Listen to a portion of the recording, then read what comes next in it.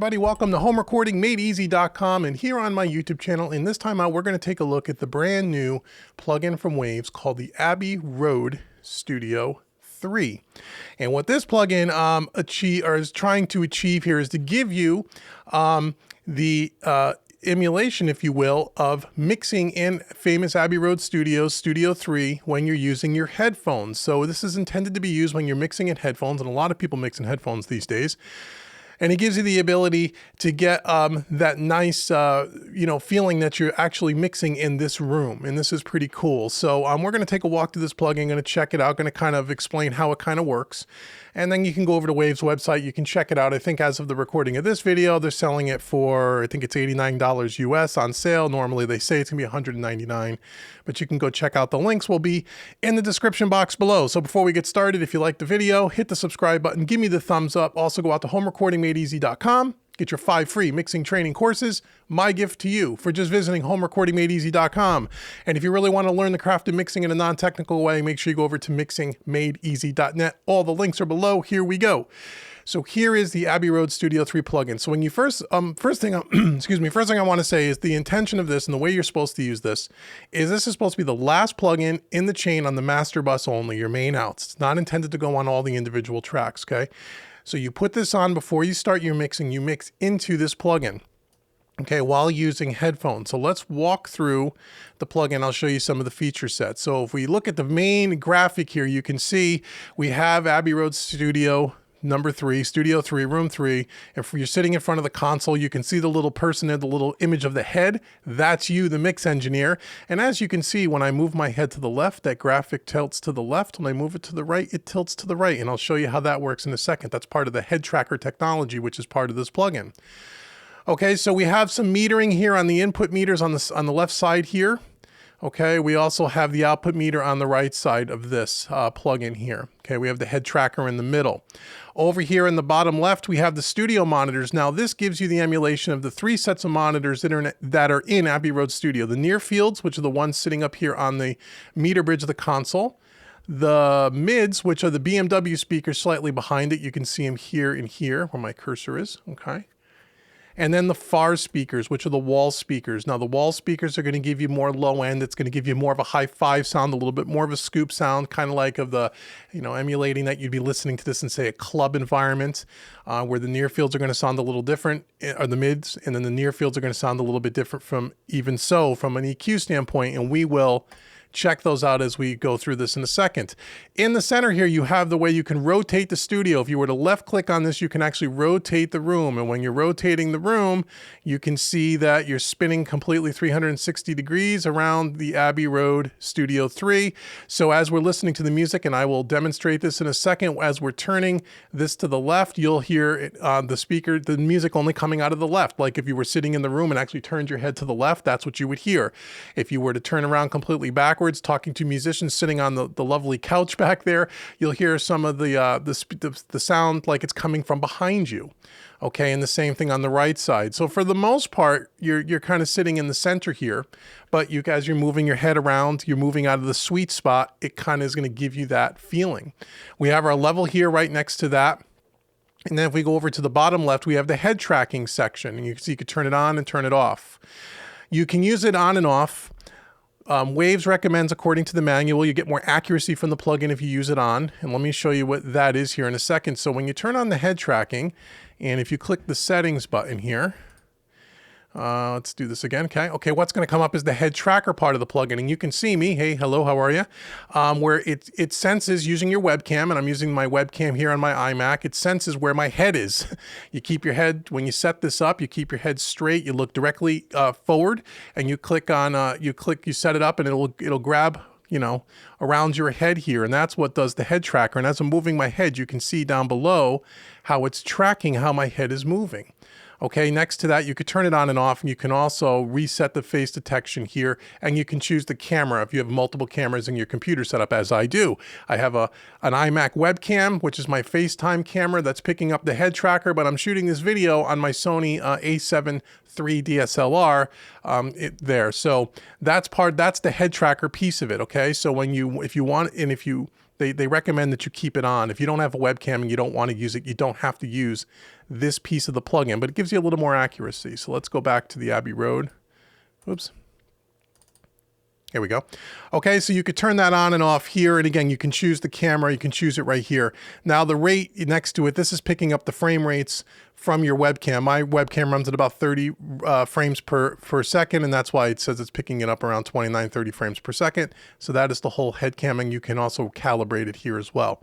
Moving over to the right, we have our headphone EQ. Now, right now I have it turned off. I'll turn it on here for a second. Turn it on and off there. And they have already some predetermined calibration EQs, if you will, for some popular style headphones. Now in the manual, it specifically says if you're not using the exact make and model that's in this list, and I'm assuming they're going to add more maybe down the road with some updates, you would choose none. Okay, I'm running a pair of Sennheiser HD 700s. They have the 600, the 280 Pros, and the 800s. So I'm going to choose none. Now I've already tried it with some of these other Sennheiser models, and it just changes the EQ curve slightly. But if you don't have the exact model, you just select none. You could even turn it off if you wanted to. Now the head modeling, this goes back to kind of the head tracker where it comes at a default where I think where they have the circumference of your head and the ear to ear distance there's a default setting. In the manual, it tells you again for more accuracy, you'd actually take a tape measure and put a tape measure around your forehead, around the circumference, and you could put that put that in type, just manually type it in here, and then you could do the same thing from the back of your head, center of your ear to the center of your ear. Again, to give the head tracker a little more accuracy because everybody's head's slightly different. You can do that if you're in either inches or centimeters, depending on what part of the world you live in, and then you can set it as a preset. Now, I did this a little earlier, and I put it as Dave, Abbey Road, Abbey Studio 3. Now, you can see the default, the circumference is 55 centimeters, and the ear to ear is 25 centimeters. Now, let me just click this on inches because I'm in America, right? So on inches, it would be 21.7 inches circumference, 9.8 ear to ear would be the default. If I pick my preset, you can see it goes to 23 and 12 because my head is a little bit bigger than the default. Again, a little more accuracy, okay? And then that gives the, again, just kind of customizes it to your person. Okay, so that's the lay of the land here. And it's pretty straightforward. There's no presets, there's nothing to do. You put it on, like I said, it's the last plugin before the signal goes out of your master bus. Okay, so what I'm gonna do is, let's go ahead. I just have some drums and some bass and some guitars here that are kind of semi-mixed a little bit. This is a song that we're just kind of working on over at Home Recording Made Easy as part of my live mixing series. If you don't know what that is, go over to homerecordingmadeeasy.com. Check out the live mixing series courses. The video tells you all about it. You may want to check that out. And here is kind of this little loop here. So right now I'm going to bypass the plugin. So all you're going to hear is it just with no Abbey Road Studio. And then I'm going to bring it in so you can kind of hear what it does sonically or from an EQ perspective. Here we go.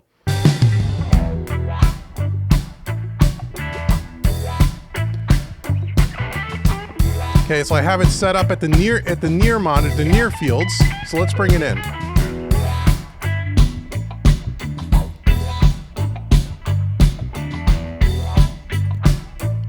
Before.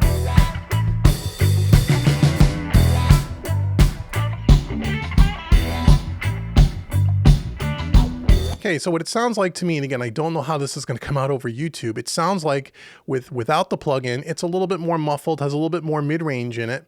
When I bring in the Abbey Road on the near fields, it seems like it gets a little bit more clear, a little bit more open. Okay, so there is a difference. Now, listen to when I move my head from left to right. You should, if you're listening to this on some headphones or studio monitors, you should hear the sound move, because I'm running it through the plugin. So whatever I do when I hear, you should be able to hear, I think. Let me know in the comments if that's not the case, but I believe that's the case. Here we go. So if I turn my head, I can hear it only out of this speaker.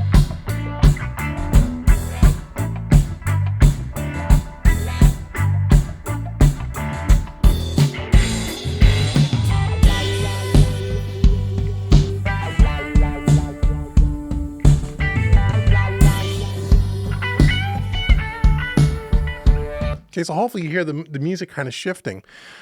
Really cool how it sounds in the headphones. I mean, it is really pretty remarkable. Now, you have to stay within the sweet spot. You can't go running across the room because the head tracker won't pick it up. So you're going to have to stay within the certain distance of your face cam to be able to pick it up from the head tracker.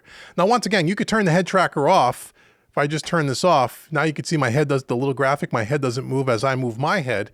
And you won't hear that dynamic anymore, but we still get the benefit of listening to the different studio monitors. So let's try the midfields.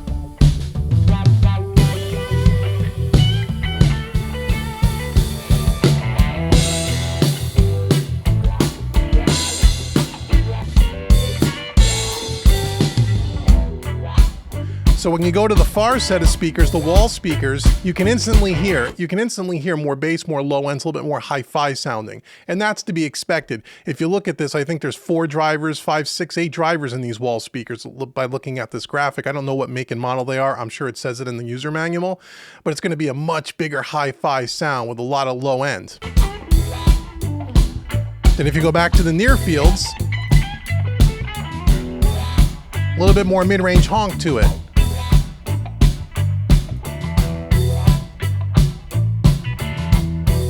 Now again, if we turn the room,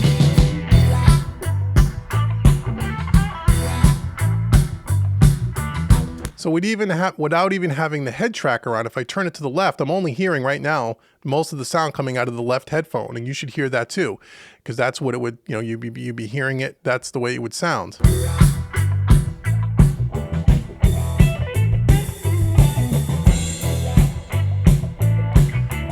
Okay, so now it's just, I hear it like I'm sitting, like it's coming from behind my head. Very, very cool. Very cool. And again, because I don't have the head tracker part of it on, so it's not going to matter. Oop, there we go.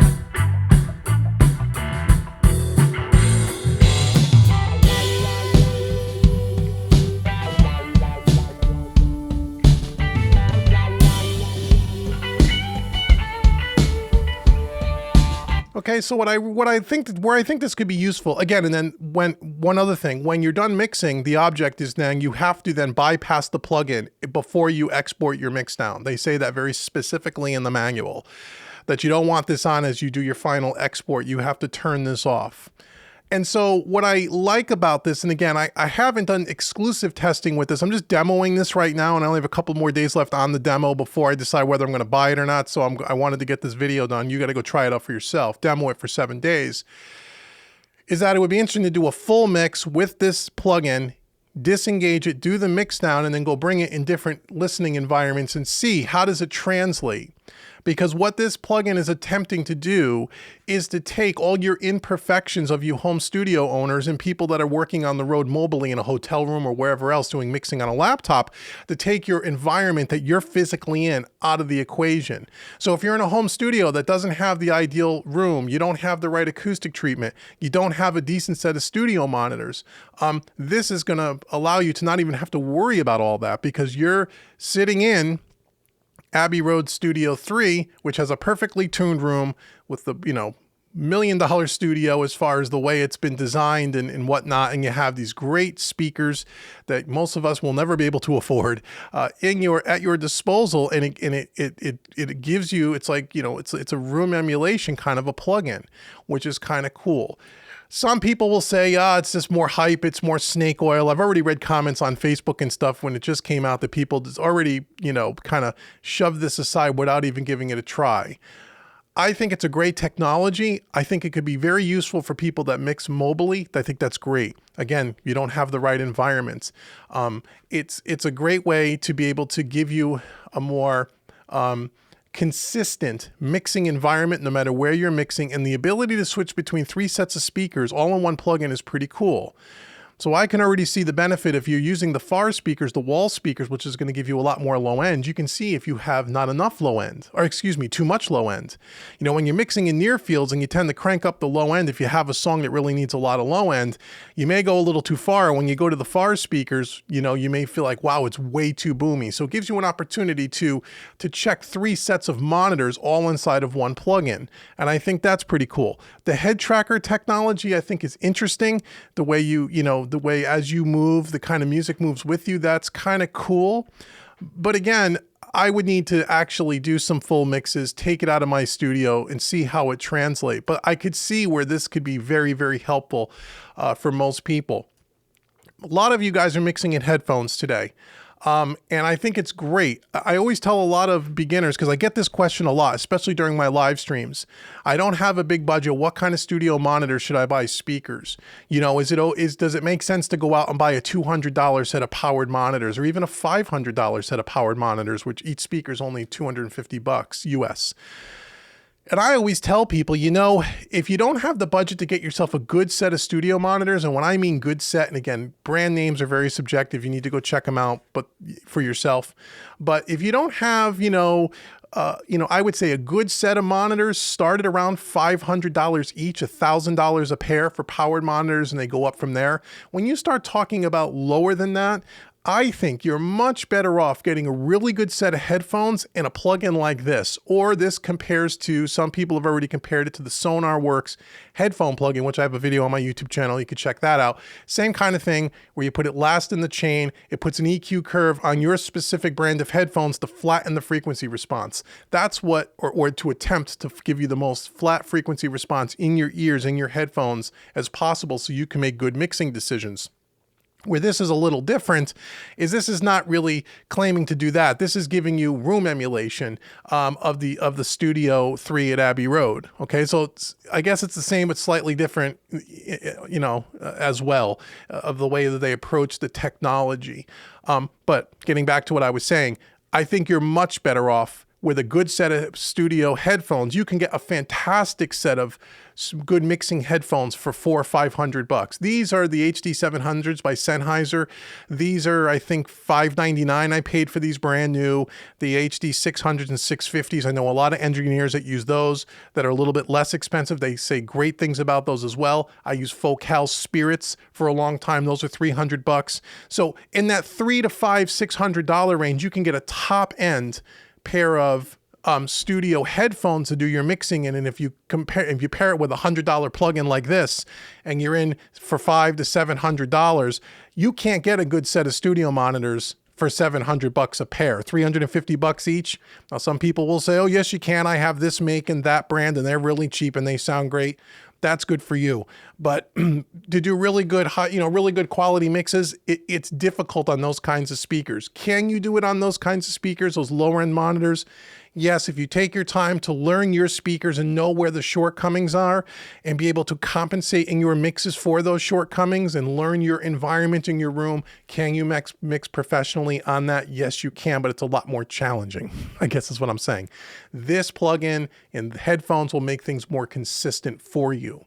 Okay, so that is our quick look here at the Abbey Road Studio 3. Again, let's just check it out one more time. I'll cycle through. I got the head tracker on now. I'll cycle through the different studio monitors. I'll twirl the studio around here in the graphic and you can hear the difference, and then we'll end this video. Thanks so much for joining me. And again, go to homerecordingmadeeasy.com and mixingmadeeasy.net, and I will see you soon.